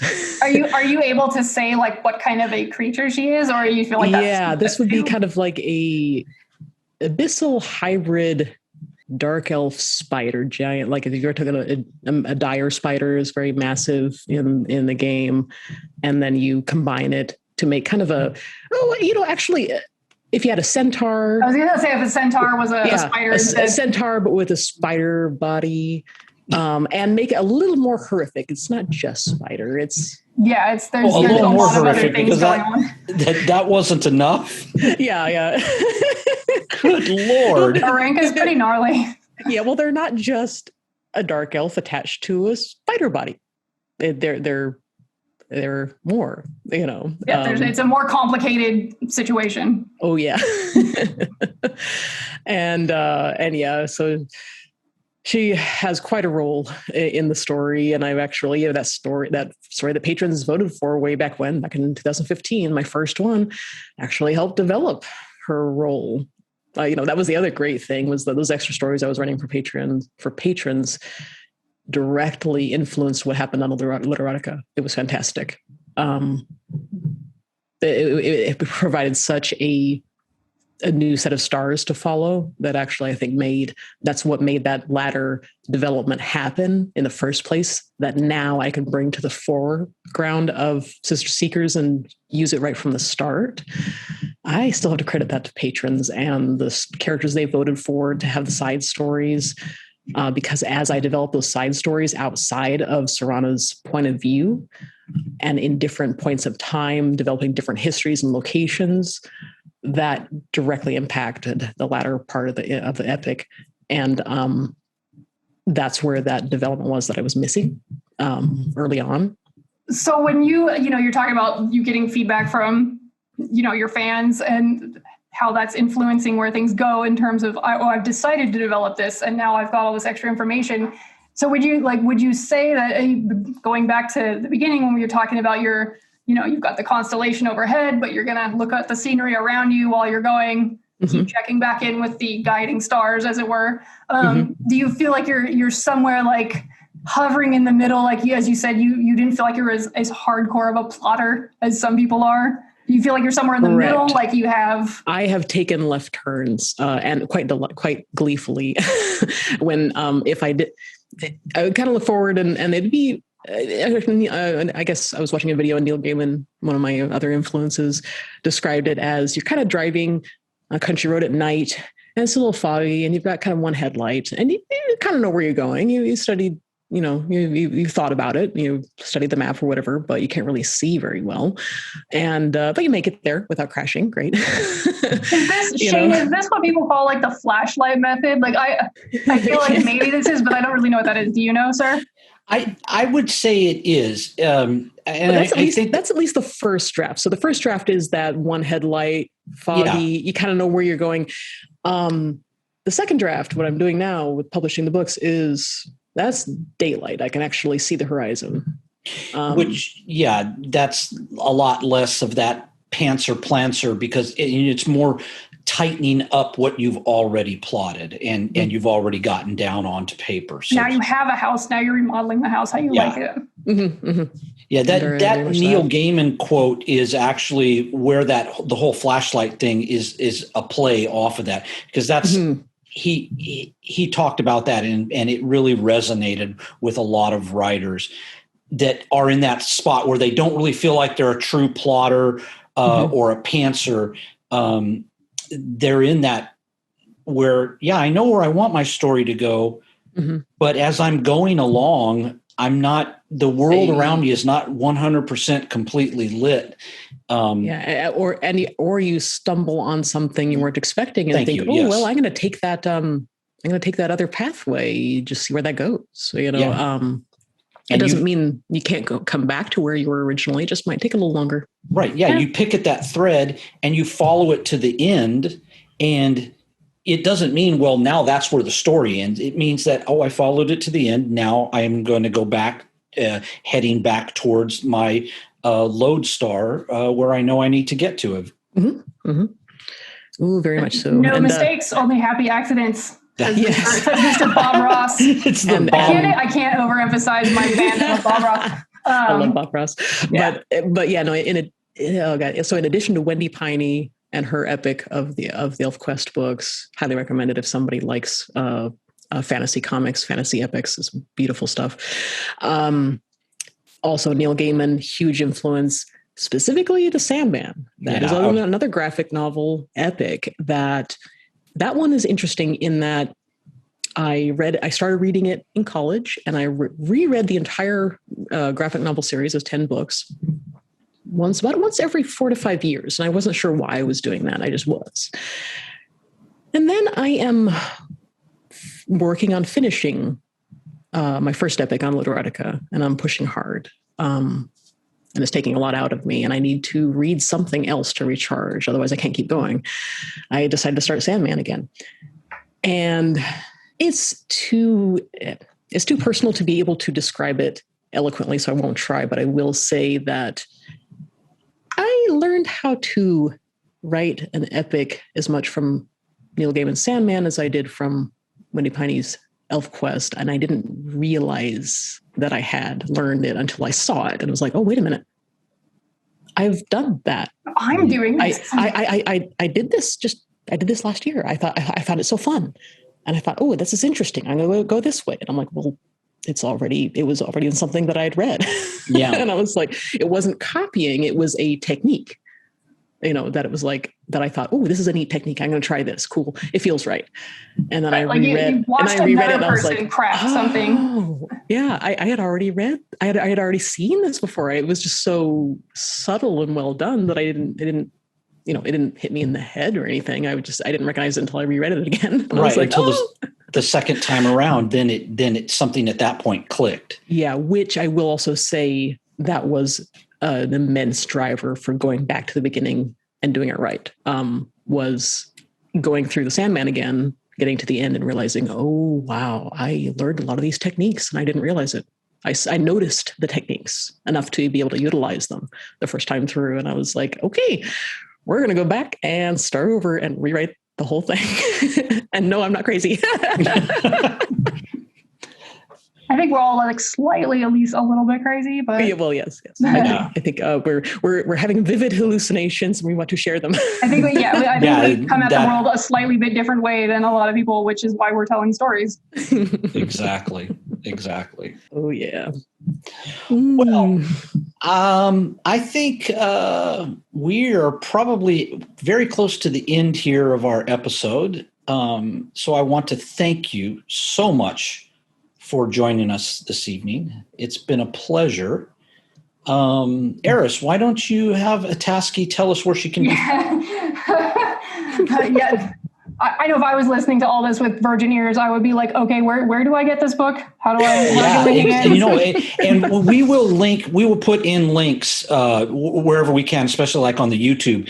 But the YouTube. We want people to be able to find your stuff.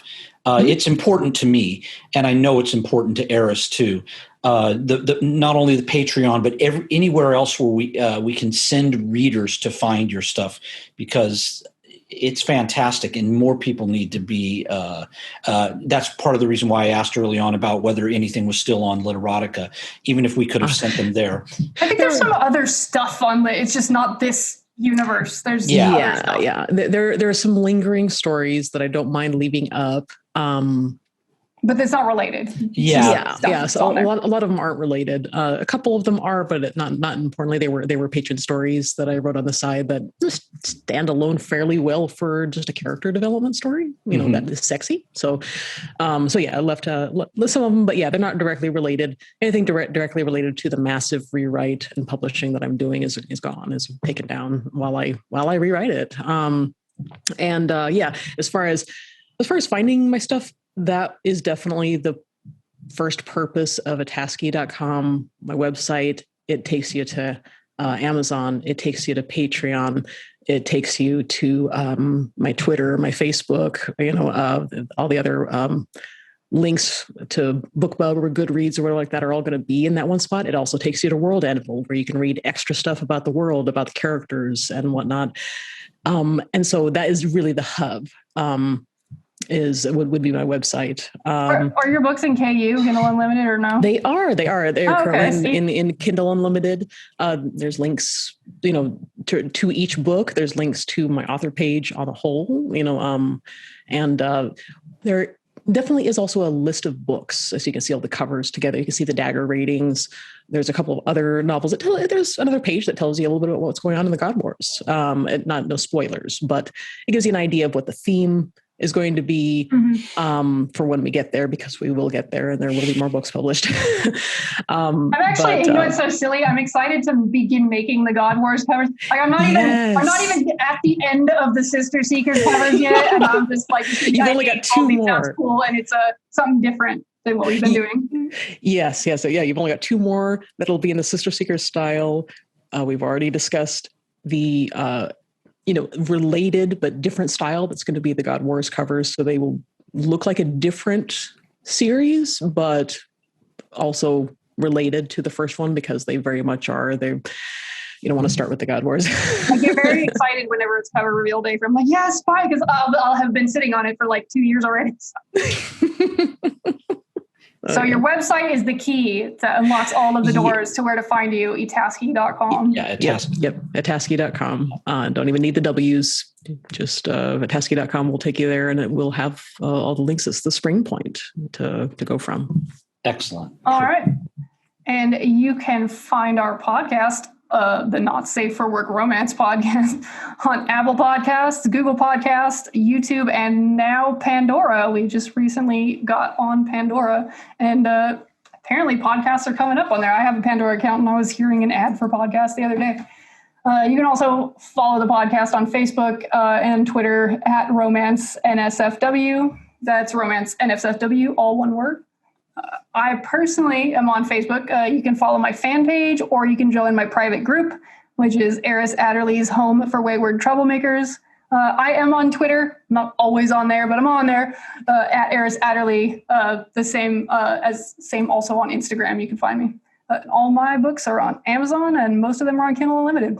And I'm also on Facebook, Twitter, and Instagram. Just search for Shane Sterrett. Or you can find my group, The House of Sterrett, on Facebook. My website is shanesterrett.com. Shane Sterrett, all one word. All of my books can also be found on Amazon, available for Kindle and in Kindle Unlimited, and also in paperback. Again, Etaski, thank you so much for joining us. This has been wonderful. This is a rare moment. Etaski does not make a lot of appearances, not even audio.